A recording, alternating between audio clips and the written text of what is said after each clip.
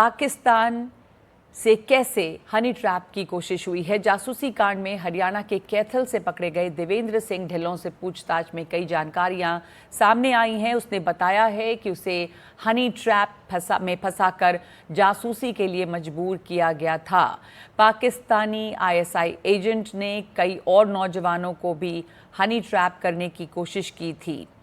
इस पूरे मामले में मैडम एक्स का नाम सामने आ रहा है। दरअसल 11 मई को गोला थाने में एक सिक्योरिटी एजेंट ने शिकायत दर्ज की थी कि देवेंद्र ने फेसबुक पर पिस्तौल और बंदूकों के साथ तस्वीरें साझा की हैं, जबकि उसके पास हथियारों का लाइसेंस नहीं है। इस शिकायत के आधार पर पुलिस ने 13 मई को देवेंद्र को हिरासत में लिया और 2 दिन के रिमांड पर पूछताछ शुरू की। और अब पूछताछ में मैडम एक्स का नाम सामने आया। जांच के दौरान ये पता चला कि देवेंद्र को जिस लड़की ने अपने जाल में फंसाया, उसने पहले भी कई भारतीय नौजवानों को अपने जाल में फंसाया है और जासूसी करवाने के लिए मजबूर भी करने की कोशिश की है। ये भी सामने आया है कि हनी ट्रैप आईएसआई की साजिश का सबसे अहम हिस्सा है। आईएसआई ने इससे पहले भी कई भारतीय मूल के लोगों को हनी ट्रैप करने की कोशिश की है। कई बार आईएसआई के एजेंट सोशल मीडिया पर लड़कियों का फर्जी प्रोफाइल बनाकर लोगों को फंसाते हैं। जानकारी के मुताबिक मैडम एक्स के निशाने पर कई सोशल मीडिया इन्फ्लुएंसर्स भी थे। भारतीय जांच और खुफिया एजेंसियां अब इस लड़की के बारे में पता लगाने में जुटी हुई हैं। हमारे साथ में जुड़ गए हैं हमारे सहयोगी मुकेश सिंह सेंगर। कई नई जानकारियां सामने आई हैं। मुकेश, तो बताइए कि ये पूरा जाल कहां तक फैला था, कैसे फैला था, कौन लोग निशाने पर थे और ये बातें जो आई हैं सामने, किस तरह से कनेक्शन उसका जुड़ रहा है।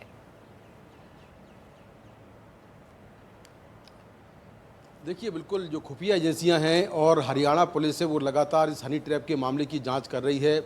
जो आरोपी हरियाणा में अरेस्ट हुए हैं उनसे वहां पूछताछ हो रही है और जो पंजाब में अरेस्ट हुए हैं उनसे पंजाब में पूछताछ हो रही है। जो देवेंद्र जो कैथल से पकड़ा गया है उससे पूछताछ में कई अहम बातें निकलकर सामने आई हैं। दरअसल जो देवेंद्र है वो पंजाब पाकिस्तान गया था और करतारपुर साहिब कॉरिडोर में उसकी मुलाकात जो है एक विक्की नाम के शख्स से हुई थी। विक्की उसको पाकिस्तान के अंदर ले गया और वहाँ पर एक लड़की जो मिली, उसका दोस्त, विक्की का एक दोस्त था, विक्की के दोस्त की कोई जानकार लड़की थी, वो उसको मिली और उस लड़की ने अपना नंबर शेयर किया देवेंद्र से और फिर दोनों के बीच में बातचीत होने लगी। इस दौरान उस लड़की ने विक्की से कई जानकारियां लीं, लेकिन जो देवेंद्र है उसका कहना यह है कि जब वो इंडिया आ गया तो उस लड़की ने अपनी जो इंस्टाग्राम आईडी थी उसको ब्लॉक कर दिया और उससे संपर्क टूट गया। तो अब तक की जांच में ये बात सामने आई है कि जो ये लड़की है ये इस तरह से कई लड़कों को ट्रैप कर चुकी, हनी ट्रैप कर चुकी है और इसमें लगातार वो कोशिश करती है कि इस तरह से हनी ट्रैप करके हिंदुस्तान के जो नौजवान हैं उनसे खुफिया जानकारियां इकट्ठा की जाएं, ख़ासतौर से सेना के मूवमेंट के बारे में, यहाँ पर जो सैन्य ठिकाने हैं वो कहाँ कहाँ पर हैं उसके बारे में। क्योंकि जांच में अब तक ये बात निकली है कि ऑपरेशन सिंदूर के वक्त, उसके बाद में, उसके पहले और पहलगाम अटैक के समय लगातार पाकिस्तानी खुफिया एजेंसी आईएसआई के लोग, ज्योति मल्होत्रा समेत जितने भी ये जासूस पकड़े गए हैं उनसे लगातार संपर्क में थे और सेना के मूवमेंट के बारे में, ब्लैकआउट के बारे में लगातार जानकारी ले रहे थे।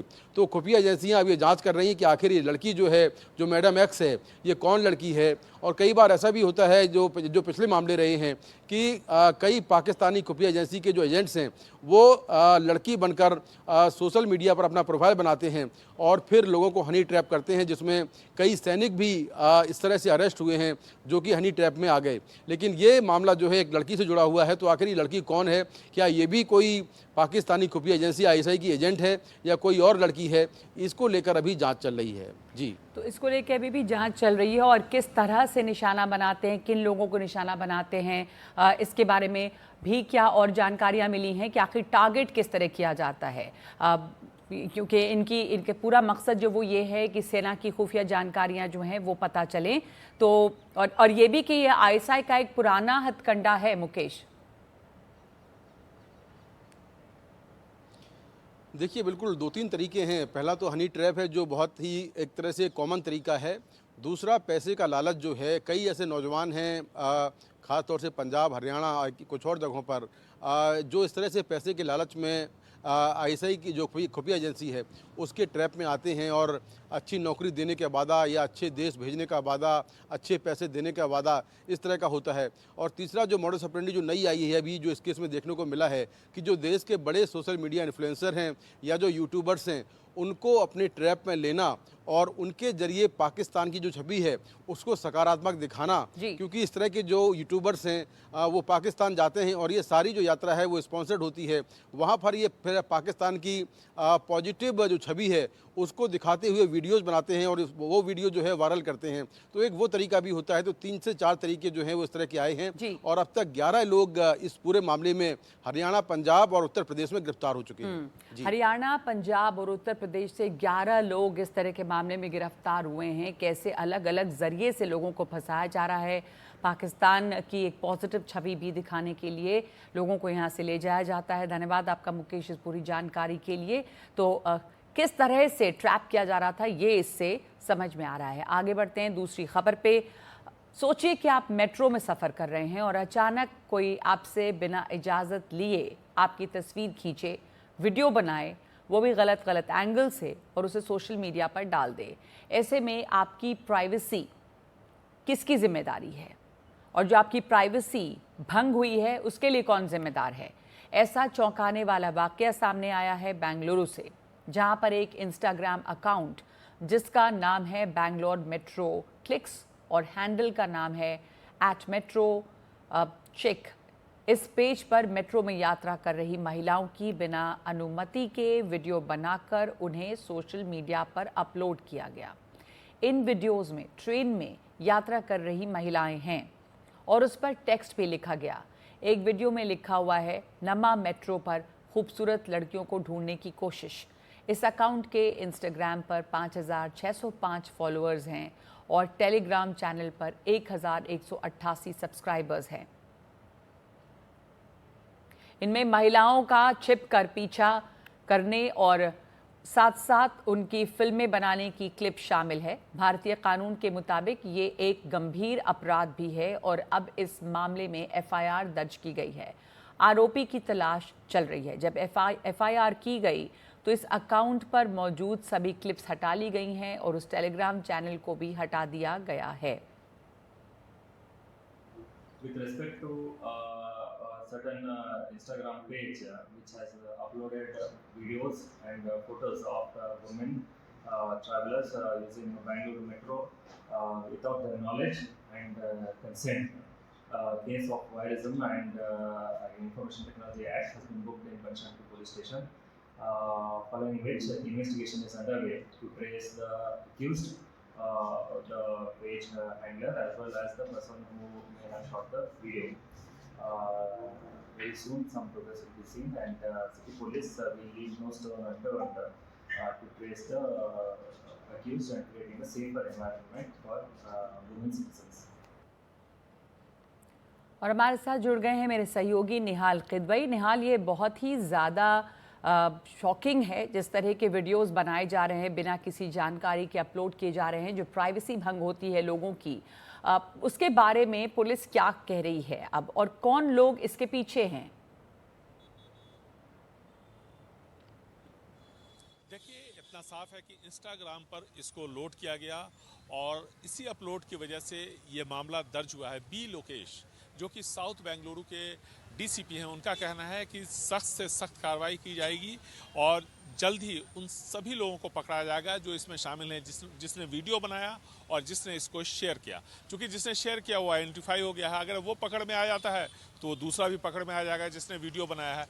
तब ये भी पता चलेगा कि क्या ये लोग इस तरह का पूरा एक रैकेट चला रहे हैं, किस तरह से ये सब कुछ हो रहा है और बगैर किसी की इजाज़त के किसी के निजी वीडियो को किस तरह से, अगर कोई सफ़र कर रहा है तो कोई उसको अपलोड कर सकता है। ये सब बड़े सवाल हैं और इसीलिए पुलिस का कहना है कि वो तमाम कोशिश हो रही है जिससे उन लोगों तक पुलिस पहुंच सके जो इसके लिए ज़िम्मेदार हैं। क्योंकि हमारे पीछे देखिए मेट्रो स्टेशन है, कई सारे लोग, बच्चे, महिला, पुरुष सब आते हैं और इसमें कोई भी नहीं चाहता कि उसका जो निजी वीडियो है, इस तरह के वो कौन किसके साथ जा रहा है, नहीं जा रहा है, ये सब चीज़ बगैर उसकी इजाज़त के नहीं आना चाहिए पब्लिक प्लेटफॉर्म पे। और इसीलिए पुलिस का कहना है कि जल्द से जल्द इन सभी लोगों के खिलाफ कार्रवाई होगी और ये सुनिश्चित किया जाएगा कि इस तरह की हिमाकत आगे से कोई ना करे।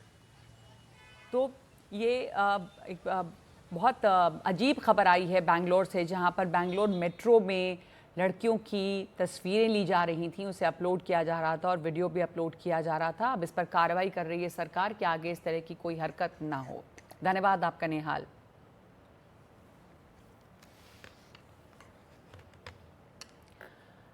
महाराष्ट्र में ऐप आधारित टैक्सी सेवाओं के लिए नई नीति लागू की गई है। अब राइड कैंसिल करने वाले ड्राइवर्स पर 100 रुपये का जुर्माना लगेगा। इससे बिना किसी कारण के राइड कैंसिल करने वाले ड्राइवर्स पर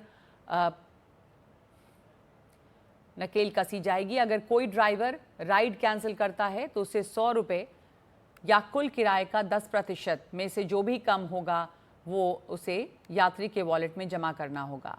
यदि यात्री बिना वजह राइड रद्द करता है तो उसे 50 रुपये या कुल किराए का 5% में से जो भी कम हो वो ड्राइवर को मिलेगा। जैसे कि हम राइड कैंसिल करते हैं तो हमारा परसेंटेज रहता है राइड कैंसलेशन का। जैसे कि 15% के ऊपर कैंसलेशन का परसेंटेज गया तो हमें बुकिंग नहीं मिलती। मतलब ऐसा देखा जाए तो अच्छी बात है। मतलब एज एन मैं अगर कस्टमर हूँ, पैसेंजर हूँ, तो मेरे लिए तो अच्छी बात है कि कोई बंदा कैंसिल कर रहा है तो उसका रिवॉर्ड मतलब मुझे मिल रहा है। तो मेरे लिए तो अच्छी बात है कि भाई महाराष्ट्र गवर्नमेंट ने एक स्टैंड लिया है कि भाई चलो अभी एक मतलब एक स्टैंडर्डाइज वे में अगर अभी एक प्रोसेस चलेगा तो जिससे मतलब एक विन विन सिचुएशन भी बोल सकते हैं वैसे काइंड ऑफ, कि जो पैसेंजर रहेगा उसके लिए एक बेनिफिट ही रहेगा। और जो बंदा ड्राइवर जेन्युइनली ड्राइविंग कर रहा है और जो उसको जेन्युइनली कमाना है या फिर उसको एम्प्लॉयमेंट चाहिए तो उसके लिए तो अच्छी बात है। वैसे पहले तो कैंसलेशन का रूल का जो जैसे आपने बुकिंग किया फिर आपको किस टाइम पे टिकट वापस करने के लिए तो आपको वेटिंग करने के बाद कैंसिल करना वो चार्ज मिलता है। हमारे साथ जुड़ गए हैं अभिषेक अवस्थी इस पर और बातचीत करने के लिए। अभिषेक, इसकी डिटेल्स क्या हैं? ड्राइवर्स के ऊपर इस तरह की कार्रवाई करने की ज़रूरत पड़ी है? इसका मतलब बहुत ज़्यादा ये मामले होते थे जब ड्राइवर्स बिना वजह के राइड कैंसिल कर रहे थे। तो ये जो टैक्सी सर्विसेज हैं इससे इन्हें रेगुलेट करने में मदद मिलेगी और इसमें इस तरह के फाइन्स जो लगेंगे उसकी थोड़ी डिटेल्स भी बताइएगा। जाहिर तौर पर महाराष्ट्र की अगर बात करें और ख़ास करके जो मेट्रो सिटीज़ है पुणे, मुंबई खास करके और नागपुर, ऐसी जो मेट्रो सिटीज़ है, जब पीक आवर्स होता है तभी ज़्यादा दिक्कत आती है। हम जब ये कैब बुक करते हैं, इंसान अपनी जगह तक पहुंचता है और तब आपको पता चलता है अरे मेरी गाड़ी तो नहीं आ रही क्योंकि ड्राइवर ने कैंसिल कर दी। तो ये बहुत ही गंभीर समस्या है जिसको लेकर के एक नई नीति बनाई गई और ख़ास करके उन ड्राइवर जो बिना किसी कारण कैंसिल करते हैं उनके ऊपर जुर्माना लगाया जाएगा। 100 रुपये कहा गया है और साथ ही साथ जो भी ज़्यादा हो, अगर 10% किराए का उससे ज़्यादा होता है तो वो भी वसूला जाएगा। और कहीं ना कहीं जो ग्राहक है उनके लिए भी एक नियम बनाया गया है, उसमें कहा गया है कि अगर आप कैंसिल करते हैं तो 5% जो किराया है या तो फिर 50 रुपये फ़ाइन होगा। लेकिन ये जो समस्या इतनी गंभीर है क्योंकि जब पीक आवर्स में मुंबई का ट्रैवल करता है या मेट्रो सिटीज़ में महाराष्ट्र में ट्रैवल करते हैं तो काफ़ी दिक्कत आती है। आप जगह पर पहुंचते हैं, बार बार कैंसिलेशन होते हैं, उसको लेकर के नीति बनाई गई है। खास करके नीति में और भी चीज़ें हैं, अगर आप समझना चाहें तो महिलाओं को प्रोत्साहन देने के लिए, खास करके जीपीएस सिस्टम सिक्योरिटी के लिए, और कहीं ना कहीं जो ट्रेंड ड्राइवर ही अब चला पाएंगे जिनके पास ड्राइविंग लाइसेंस और प्रशिक्षण की आवश्यकता रहेगी। तो इस तरीके के जो नए नियम लाए गए हैं इससे काफ़ी तौर पर लोगों को राहत मिलेगी, खास करके मेट्रो सिटीज़ में जहां इस तरीके की कैब, ओला हो, उबर हो और कई ऐसे ऐप बेस्ड जो टैक्सीज़ है जो चलती है और पीक आवर्स में जो गड़बड़ करते थे अब वो नहीं कर पाएंगे और अगर करेंगे तो उन्हें जुर्माना भरना पड़ेगा। जी, तो जब ड्राइवर्स बिना वजह के कैंसिल करेंगे तो उन्हें जुर्माना भरना होगा और इससे उम्मीद की जा रही है कि अब इस तरह के बेवजह के कैंसिलेशंस जो हैं वो कम होंगे। धन्यवाद आपका अभिषेक। उत्तर प्रदेश के नोएडा में खेल में एक बच्ची बहुत बड़ी मुसीबत में फंस गई। ये खबर बहुत अहम है आपके लिए क्योंकि ज़रा सी भी लापरवाही किस तरह का ख़तरा खड़ा कर सकती है, आपके बच्चे के लिए कितनी ख़तरनाक हो सकती है, ये देखना और समझना बहुत ज़रूरी है। पार्क की बेंच में बने छेद में बच्ची की उंगली फंस गई। जब बच्ची चीखने चिल्लाने लगी तो वहां पे मौजूद लोग उसकी मदद के लिए आए। जाली में फंसी उंगली को निकालने की कोशिश शुरू हुई, लेकिन इसका कोई नतीजा नहीं निकला और आखिर में फायर ब्रिगेड और पुलिस को खबर किया गया। फायर ब्रिगेड के कर्मचारियों ने पहले बेंच में लगी हुई जाली को काटा, फिर बच्ची की उंगली निकालने में जुट गए। ये घटना नोएडा के सेक्टर 53 की है, जहां कंचनजंगा मार्केट के पार्क में 7 साल की बच्ची खेल रही थी और उसने बेंच में बने छेद में उंगली डाल दी और उंगली वहां फंस गई। बच्ची जिस बेंच पर बैठी थी उसकी जाली निकालने के बाद कटर से बच्ची की उंगली निकालने की कोशिश की गई और 6 घंटे तक मेहनत करनी पड़ी। आखिरकार बच्ची की उंगली बाहर आ पाई। नोएडा के पार्क में हुई ये घटना उन तमाम अभिभावकों के लिए भी एक सीख है जिनके बच्चे पार्क में खेलने जाते हैं। अभिभावकों की जिम्मेदारी है कि वो अपने बच्चों पर निगरानी रखें ताकि इस तरह की मुसीबत में बच्चे ना फंस जाएं। तो हमारे साथ इस वक्त जुड़ गए हैं मेरे सहयोगी अरविंद। अरविंद, यहाँ पर जो बच्ची है जिसकी उंगली फंसी, इतने घंटे तकलीफ में रही, वो पहले वो बताएं कि क्या कहते हैं माँ बाप, क्या बच्ची वहाँ पर अकेली थी, क्या स्थिति में है बच्ची अब? नगमा, मैं बता दूं कि ये बच्ची की उम्र 8 साल है और ये गिजोड़ गांव है, वहाँ पे रहते हैं इसके माँ बाप और दोनों नौकरी करते हैं। तो बच्ची शाम को खेलने के लिए पार्क में आई थी। खेल खेल में जो बेंच बने होते हैं उसमें होल थे जो पानी निकलने के लिए होते हैं इस पे। तो उसने उंगली अपनी डाली और उंगली इसके अंदर चली गई। उसके बाद उसने निकालने की कोशिश की तो नहीं वो निकली उंगली, और चूंकि बार बार कोशिश करने के कारण उसके जो ब्लड था सर्कुलेशन रुका, उससे उंगली वो हो गई, फूल गई थी, जो निकल नहीं रही थी। उसके बाद जब आसपास के लोगों ने देखा तो वो भी कोशिश करने लगे, तब भी बच्ची रोने लगी जोर जोर से। इसके बाद क्या हुआ कि जब लोगों ने प्रयास कर लिया, नहीं हुआ, तब उन्होंने फायर ब्रिगेड और पुलिस को फोन किया।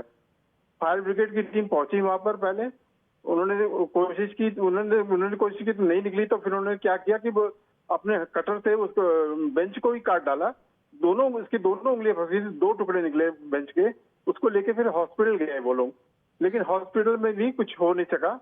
तो अब फायर ब्रिगेड वालों ने अपने जो इक्विपमेंट होते हैं रेस्क्यू के लिए, उनकी सहायता से 6 घंटे तक लगातार छोटा छोटा करके, ताकि बच्ची को हर्ट ना हो, वो करके उन्होंने एक एक करके उंगलियां, फिर बच्ची की उंगली निकाली और उसको फिर हॉस्पिटल ले गए। वहाँ इलाज कराने के बाद उसको घर छोड़ दिया गया। जी रंगवा।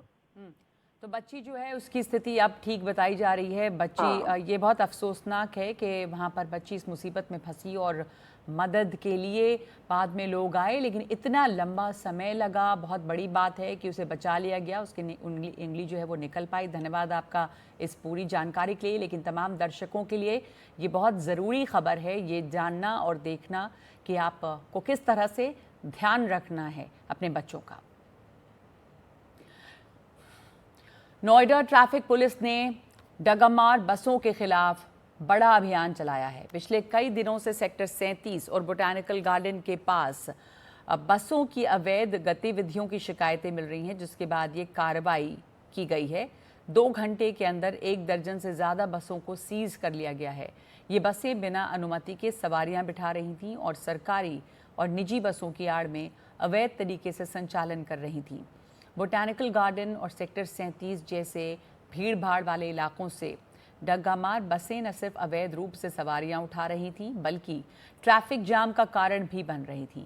अभियान के दौरान उन बसों पर भी कार्रवाई की गई जो सवारियों की ओवरलोडिंग कर रही थीं या निर्धारित बस स्टॉप के बजाय दूसरी जगहों से सवारियां बिठा रही थीं।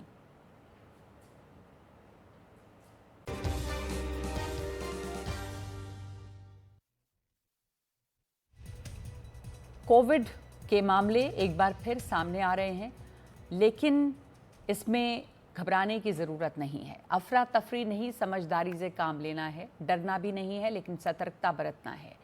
देश भर में इस वक्त कोरोना के 257 एक्टिव केस हैं। महाराष्ट्र में भी कोविड-19 के मामलों में बढ़ोतरी देखी जा रही है। महाराष्ट्र में 106 पॉजिटिव केस पाए गए हैं। मुंबई में कोविड के 101 केस हैं। 16 कोविड मरीज अस्पताल में भी भर्ती हैं। लेकिन इसमें घबराने से ज़्यादा एहतियात बरतने की ज़रूरत है। तो क्या सावधानियां बरतनी हैं, ये बताने के लिए हमारे साथ जुड़ गई हैं डॉक्टर अंजलि हुडा। जो इंटरनल मेडिसिन एक्सपर्ट है। डॉक्टर अंजलि हुडा, इस वक्त जो मामला सामने आ रहा है कि देश के कई हिस्सों में एक बार फिर से कोविड के केसेस हैं, इसे कैसे लिया जाए? ये एक एक्सेप्शन है या कोविड भी और वायरस की तरह है और हर बार वायरस म्यूटेट होता है और उसके नई नई जो स्ट्रेन्स हैं वो सामने आएंगी? सीजनल जिस तरह के फ्लू होते हैं उस तरह से कोविड भी अब रहेगा, ये मान लेना चाहिए? क्योंकि ये मॉनसून से पहले एक वायरल इन्फेक्शन आया है जो कि बहुत कम देखा जाता है और ये ओमिक्रॉन वायरस का ही एक पार्ट है, लेकिन जो देखने में आ रहा है इसके सिम्टम्स इतने खतरनाक नहीं है। जैसे सोर थ्रोट हो गया, खांसी, जुकाम, बुखार, ये सब है, लेकिन इसके कोई सीरियस इम्प्लीकेशंस अभी तो दिख नहीं रहे हैं। लेकिन आगे जाके जो भी लोग इम्यून कॉम्प्रोमाइज होंगे, जिनको कोई पहले से तकलीफ रही होगी, लाइक डायबिटीज है या कोई ऐसी कैंसर सर्वाइवर है, इनको ध्यान थोड़ा बरतना होगा ताकि ये लोग भीड़ भाड़ में ना जाएं और थोड़ा सा किसी को अगर है जुकाम खांसी तो उसके आसपास ना रहे। एहतियात बरतना ही इसमें सबसे इम्पोर्टेंट होगा। तो ये ज़रूरी है आपके ज़रिए ये जानना लोगों को भी कि अब कोविड हो रहा है, साल दर साल हो रहा है, तो इसमें अफरा तफरी की ज़रूरत नहीं है, घबराने की ज़रूरत नहीं है। और भी बीमारियां जैसे होती हैं उनसे आप कैसे डील करते हैं, तो किस समझदारी से इसे देखना है, किस तरह के प्रिकॉशंस लेने हैं? प्रिकॉशन सबसे बड़ा तो यही है कि आप भीड़ भड़के में अगर अवॉइड कर सकते हैं नहीं जाना तो प्लीज ना जाएं। और अगर आप अच्छे से अपने आप को कवर रखें, जब स्पेशली आप एक बहुत क्राउडेड जगह पे हैं, बाहर जहाँ पर जैसे ट्रेन हो गई या प्लेटफॉर्म्स या एयरपोर्ट्स में, अगर आप आसपास किसी को देख रहे हैं कि किसी को जुकाम खांसी, उससे आपको इसमें सिर्फ प्रिवेंशन ही होती है वायरल इन्फेक्शंस में। और अगर आपको लग जाता है, बुखार हो जाता है, खांसी हो जाती है, तो घबराने की जरूरत नहीं है। इसके अंदर जो भी एक वायरल इन्फेक्शन के प्रिकॉशंस है वही लेने हैं। आराम करिए, हाइड्रेट करिए, पानी पीजिए और अपने आप को ठंडा रखिए ताकि बुखार ना तेज हो, बिकॉज गर्मी भी बहुत पड़ रही है। तो इसमें मेनली आपको सिर्फ प्रिकॉशन ही रखना है और कोई ज्यादा घबराने वाली बात है नहीं। तो किस तरह के सिम्टम्स नज़र आए हैं? देश भर में कहा जा रहा है कि 257 केसेस हैं, तो आप लोगों को ये जानकारी होगी जो अभी केसेस सामने आए हैं उसमें क्या लक्षण पाए जा रहे हैं? गला खराब, जुकाम, लेथार्जी, थकान होना, बुखार होना, कई पेट में भी किसी किसी को दर्द है। मैंने कुछ केसेस ऐसे भी आए हैं जिसमें पेशेंट कंप्लेन कर रहे हैं कि पेट में भी दर्द है और लूज मोशंस लग के, वो गर्मी की वजह से भी हो सकता है। तो ये बेसिक से जो फ्लू के सिम्टम्स हैं सिमिलर हैं, कोई खास फर्क नहीं है इनमें। तो जिस तरह से आप नॉर्मल फ्लू को मैनेज करते हैं उसी तरह से मैनेज करने की और प्रिकॉशन की ज़रूरत है। धन्यवाद आपका डॉक्टर अंजलि हुडा हमारे साथ जुड़ने के लिए। तो देश भर में कोरोना के एक्टिव मामले हैं, लेकिन आपको ये ध्यान रखना है कि आप एहतियात बरतें, बहुत ज़्यादा इसमें घबराएं नहीं, लेकिन प्रिकॉशंस लें। लक्षण बहुत ख़तरनाक नहीं है, जो आम फ्लू है उसके जैसे ही लक्षण हैं अभी। भारतीय लेखिका, वकील और एक्टिविस्ट बानू मुश्ताक को उनकी किताब हार्ट लैम्प के लिए इंटरनेशनल बुकर प्राइज़ मिला है। बानू मुश्ताक कर्नाटका की रहने वाली हैं। बानू मुश्ताक को उनकी कन्नड़ कहानी संग्रह हार्ट लैम्प के लिए साल 2025 का प्रतिष्ठित इंटरनेशनल बुकर प्राइज़ मिला है।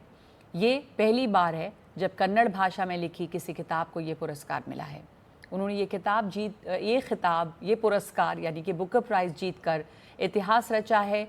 दीपा भस्ती ने इस किताब का कन्नड़ से अंग्रेजी में अनुवाद किया था।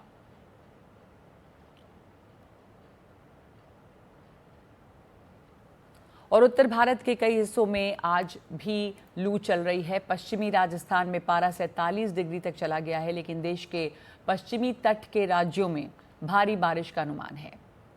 मॉनसून इस बार समय से पहले केरल पहुंचने वाला है। देखिए हिमांशु शेखर की रिपोर्ट। उत्तर पश्चिम भारत के कई राज्यों में भीषण गर्मी की लहर चल रही है। लू की स्थिति आप इस हीट वेव मैप में देख सकते हैं कि ये जो रेड स्पॉट्स हैं ये वो इलाके हैं पश्चिमी भारत के जहां पर अभी लू चल रही है, हीट वेव की स्थिति बनी हुई है। और बाकी जगह भी ऑरेंज अलर्ट है। मेरे साथ डॉक्टर नरेश कुमार हैं जो वरिष्ठ वैज्ञानिक हैं भारत मौसम विभाग में। ये जो मैप दिखाता है रेड स्पॉट, ये क्या दिखा रहा है? देखिए अभी क्या है कि पूरा नॉर्थ वेस्ट इंडिया में heat wave to severe heat wave conditions है। बेसिकली सीवियर हीट वेव तो राजस्थान के ऊपर है। इसके अलावा हीट वेव के अलावा क्या है कि जो रात के टेम्परेचर्स हैं वो भी बढ़े हुए हैं, तो उसके कारण वार्म नाइट की कंडीशंस है। इसीलिए जो रेड अलर्ट हमने दिया है इसको हमने heat wave to severe heat wave plus warm night को मद्देनजर रखते हुए दिया हुआ है। और जहाँ वेस्ट राजस्थान में जो टेम्परेचर्स हैं वो 47 डिग्री तक पहुंच सकते हैं, और बाकी हिस्सों में जनरली जो मई मंथ में यूजुअल फिनोमिना है 45 तक है। Punjab, Haryana, south UP and north Madhya Pradesh, और ये आने वाले 3 दिनों में ऑलमोस्ट ऐसा ही कंडीशन रहने का अनुमान है।